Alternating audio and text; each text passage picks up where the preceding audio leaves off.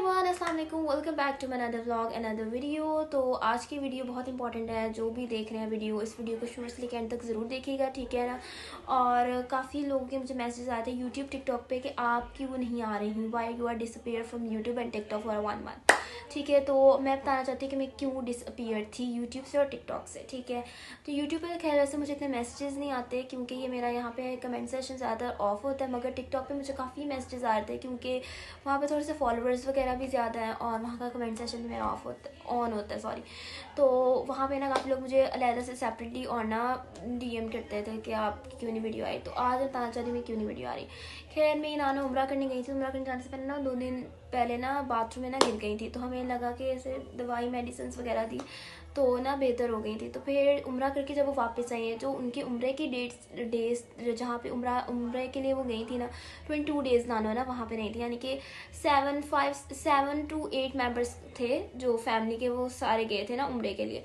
ठीक है, तो मेरे नानू भी साथ गए थे। तो क्या कहते हैं, जब उम्रा करके आई हैं तो उनकी इतनी तबीयत ख़राब थी, यानी कि हमें यही था कि शायद उधर से आई हैं तो इस वजह से ना इतनी तबीयत ख़राब है। लेकिन वो यानी कि खांसी उन्हें इतनी सारी आई थी, तो खांसी यानी कि ना उनकी यानी कि ना बार बार आती थी, ना उनसे सोया जाता था ना बैठा जाता था, यानी कि खांसी जाने का नाम नहीं रही थी। वो 2 महीने से ऐसी खांसी होता है ना, हमें होता है कि खांसी आ रही है, 2 दिन आ रही है तो खुद ही सही हो जाएगी। तो इस तरह से ना यानी कि 2 महीने से लगातार खांसी आई थी। तो खैर जब आई थी तो उसके हफ्ते बाद ही हमने ना उनका जब सीटी स्कैन कराया तो उनके अंदर कैंसर की 4 स्टेज आई थी। ठीक है, और फिर जब हमें पता चला तो खैर रिपोर्ट्स तो आ चुकी थी, तो फिर हमने साथ ही ट्रीटमेंट वगैरह शुरू करवा दिया। तो आपको पता है लास्ट स्टेज 4 थी, तो इतना पता नहीं चला था पहले कि क्या बॉडी में चल रहा है क्या नहीं चल रहा। तो ये रीज़न बनी थी। तो अब मेरी नानों की डेथ हो गई है। मेरी नानों की डेथ हुई है 24 रमज़ान को। ठीक है, तो आप मेरी नाना की डेथ 24 रमज़ान को ही थी। तो आप लोगों के लिए दुआ करें, अल्लाह उन्हें जन्नत में जगह दे, अल्लाह मकाम अता करें, आमीन सुम्मा आमीन। तो इसी वजह से मैं वीडियो नहीं डाल रही थी। तो मैंने था कि मैं फर्स्ट रमज़ान, सेकंड रमज़ान यानी कि ना रमज़ान की सीरीज़ डालूंगी, रोज़ का डेली व्लॉग। तो लेकिन मैं वो भी नहीं डाल सकी थी क्योंकि कोई व्लॉग का कंटेंट मेरे लिए था नहीं था। और मेरी मामा नानों को हॉस्पिटल में एडमिट कर दिया था, तो कीमो भी वगैरह उनकी थी, तो जिसकी वजह से डे की ड्यूटी यानी कि मेरी मामी की होती थी, बड़ी मामी डे के दिन सारा दिन वो रहती थी, रात को मेरी मामा रहती थी। ठीक है ना, तो इस तरह से ना हमने शिफ्ट्स लगाई हुई थी कि डे के टाइम मेरी मामी होंगी बड़ी और नाइट के टाइम ना मेरी मामा होंगी।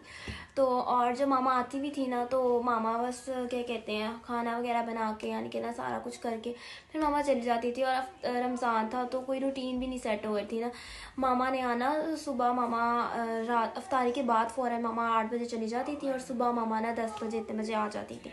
तो कोई रूटीन भी नहीं उस तरह से बनी थी, कोई व्लॉग कोई कंटेंट कुछ भी नहीं था क्योंकि आपको पता है मामा अपने उधर मसरूफ़ थी और हम अपने इधर थे। तो पढ़ाई के लिए बिल्कुल यानी कि ना रूटीन बिल्कुल टफ थी, कुछ करने को कुछ वीडियोस डालने को नहीं था। तो मैंने 2 व्लॉग्स बनाए थे, एक फर्स्ट रमज़ान का और एक बनाया था नानों की डेथ होने से एक दिन पहले 23 रमज़ान का व्लॉग। तो इस वीडियो के बाद इंशाल्लाह मैं वो अपलोड कर दूँगी। तो आज मेरी नानों को गए हुए पूरे 12 डेज़ हो गए हैं।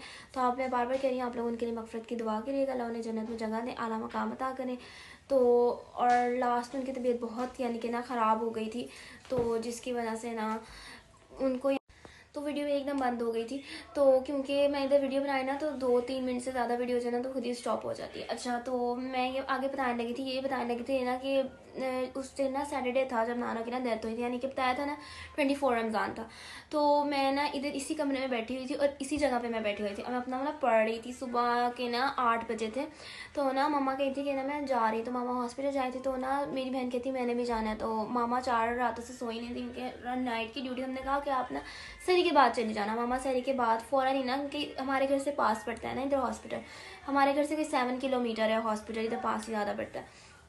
तो मामा सहरी के बाद गई हैं हॉस्पिटल। तो एकदम ही ना मैं पढ़ रही थी तो मेरा मोबाइल इधर साइड टेबल पे इधर पड़ा हुआ था, तो एकदम मुझे फ़ोन आया। मैंने कहा है इस टाइम मामा तो नहीं फ़ोन करती, तो एकदम फ़ोन आ गया क्योंकि मेरी सिस्टर मामा के ना साथ गई थी। एक दिन पहले मैं नानो के पास होके आई थी, नाइट में नानो के साथ यानी कि ना उधर हॉस्पिटल में ही रह के आई थी। तो ये मैंने कहा पता नहीं शायद कोई चीज़ चाहिए होगी तो इस वजह से फ़ोन करना। तो एकदम से मैंने फ़ोन उठाया तो नानों को था कि ना बच्चे आके ना मुझसे मिलने, तो मेरी बहन मिलने गई थी और मामा ने कहा था 2 बजे ना अयान को भी भेज देना, वो भी हॉस्पिटल आ जाए, नानो बुला रही थी। तो हमारा यही था कि हम ना 2 बजे ना हॉस्पिटल चले जाएंगे ना नानों से मिलने के लिए। तो एकदम ही मुझे फ़ोन आया, मैंने फ़ोन उठाया तो मेरी बहन ने बताया कि इस तरह से ऐसे है। तो उस टाइम मुझे बिल्कुल समझ नहीं आई थी मैं क्या करूँ। मैं यानी कि आपके जो इमोशंस कुछ भी नहीं कंट्रोल हो रहा था और मुझे उस टाइम बहुत यानी कि हुआ। और मैंने, आपको पता है, फिर उन्हें लेके जाना था हॉस्पिटल से घर, तो मैंने जो भी सामान वगैरह था रखा, कुछ समझ नहीं आ रही थी, जो जो मुझे समझ आती थी मैंने कपड़े वगैरह रखे। और फिर हम नानों के तो चले गए थे, तो मैं नानों के घर से मैं आए हुए 3-4 डेज़ हो गए हैं। तो मैंने सोचा अब मैं आप लोगों के लिए वीडियो बना लूँ। नानों को भी गए हुए पूरे 12 डेज़ हो गए हैं। वक्त का पता ही नहीं चलता, दिन ऐसे चुटकियों में गुजरते हैं, ऐसा लगता है भी कल की बात है, मगर 12 दिन हो गए। तो आप लोग दुआ करें नानों को जन्नत में जगह दें, अल्लाह काम अदा करें।